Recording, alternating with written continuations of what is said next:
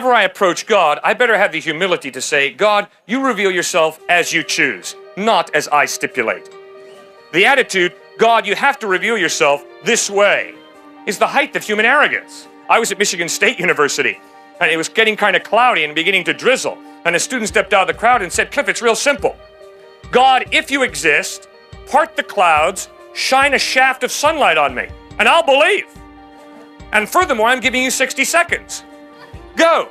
59, 58, 57. And I'd look that young Michigan State freshman in the face and say, sir, all I'm impressed with is your manipulative arrogance.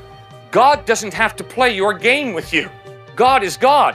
The question for you and for me as human beings is, are we going to genuinely, sincerely search for God, or are we going to run away from God?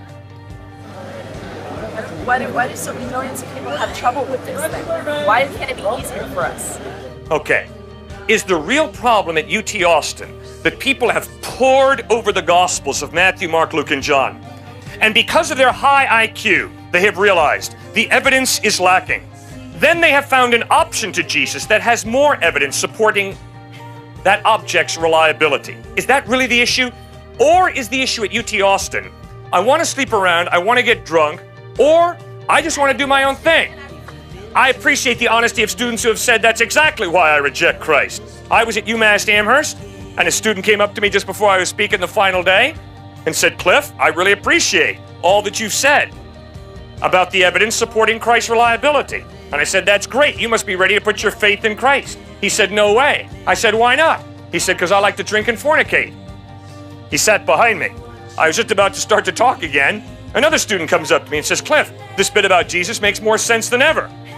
I said, wow, that must mean you must be ready to put your faith in Christ. He said, no way. I said, why not? He said, because I like to drink and fornicate.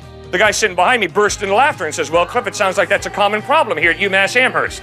We like to drink and fornicate. I understand that.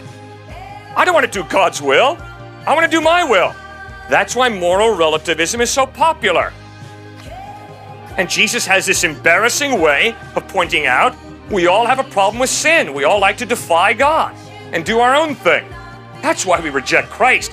How many of us reject Christ because we study the Gospels hard, found the evidence to be lacking, found the evidence to support another option is more reliable, and follow that other option? Come on.